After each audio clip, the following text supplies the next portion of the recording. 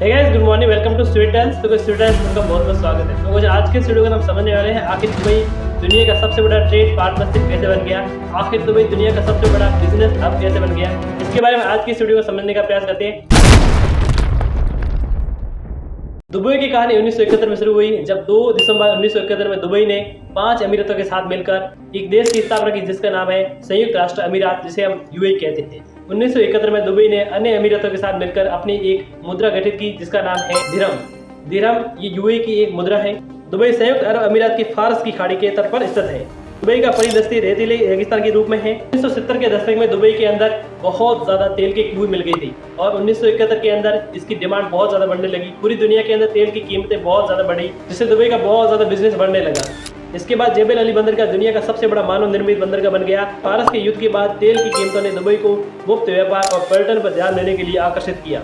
फारस के युद्ध के बाद दुबई को बहुत ज्यादा बिजनेस बढ़ाने का मौका मिला और उसके बाद दुबई ने बहुत ज्यादा अपना बिजनेस बढ़ाने के लिए प्लानिंग की। उसके बाद दुबई ने समझा कि अपने देश के अंदर बहुत ज्यादा तेल की बिक्री हो रही है, इसलिए उसने अपने देश के अंदर एक और बिजनेस खोलने का प्लानिंग बनाया। उसने सोचा कि अपने देश के क्यों ना पर्यटन को आगे बढ़ाने का प्रयास किया जाए, अपने देश के अंदर टूरिज्म को ज्यादा बढ़ाने का प्रयास किया जाए, जिससे कि अपने देश की इकोनॉमी को हाईएस्ट इकोनॉमी तक पहुंचाया जा सकता है। इसके बाद साल 2002 के बाद निजी संपत्ति के विकास में वृद्धि ने दुबई की क्षितिज व विशाल परियोजना जैसे द पॉल्स आइलैंड एवं द वर्ल्ड आइलैंड और बुर्ज खलीफा के निर्माण के लिए उसे प्रोत्साहित किया। इसके बाद साल 2004 में बुर्ज खलीफा का निर्माण शुरू किया गया था और 2009 में बुर्ज खलीफा का जितना बाहरी हिस्सा था वो पूरा कंप्लीट हो चुका था। इसके बाद ये इमारत 2010 में डाउनटाउन दुबई में एक नए विकास के हिस्से के रूप में खोली गई थी। बुर्ज खलीफा का नाम यूएई के पूर्व राष्ट्रपति खलीफा बिन जायद के नाम पर रखा गया था। इसके बाद एक नेक्स्ट पॉइंट आता है कि बुर्ज खलीफा को बनाने में कितना पैसा लगा था। तो इस बुर्ज खलीफा को बनाने के लिए $1.5 बिलियन का खर्चा आया था।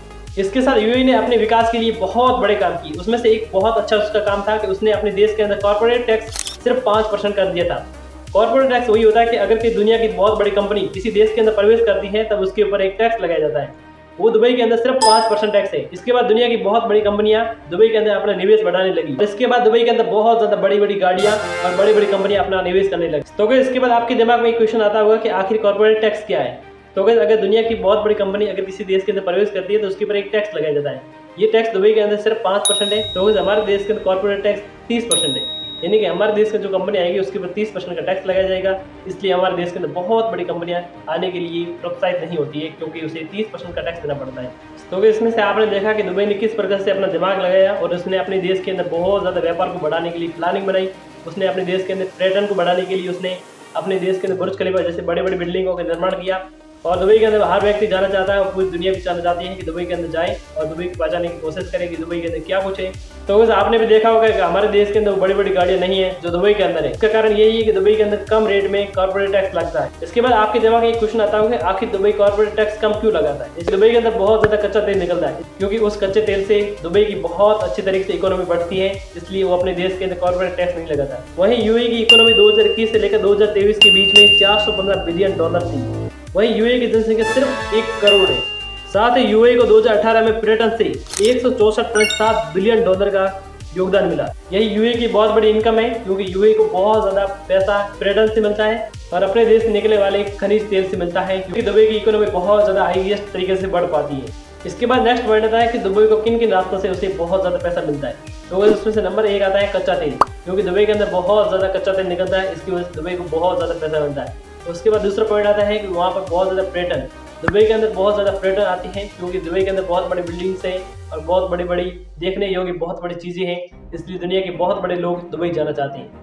उसके बाद तीसरा पॉइंट आता है कॉर्पोरेट टैक्स, क्योंकि दुबई के अंदर बहुत कम रेट के अंदर कॉर्पोरेट टैक्स है, इसलिए दुबई के अंदर बहुत बड़ी कंपनियां अपना निवेश करती है। तो आज की वीडियो में आपने देखा कि आखिर दुबई किस प्रकार से दुनिया का सबसे बड़ा बिजनेस हब बन गया और दुबई के अंदर बहुत बड़े लोग अपना इन्वेस्ट करने के लिए आते हैं। आपने इस वीडियो के अंदर समझा। अगर आप भी चाहते हैं इंडिया वर्सेस यूएई के बारे में वीडियो, तो प्लीज कमेंट बॉक्स में अपनी राय जरूर लिखिए।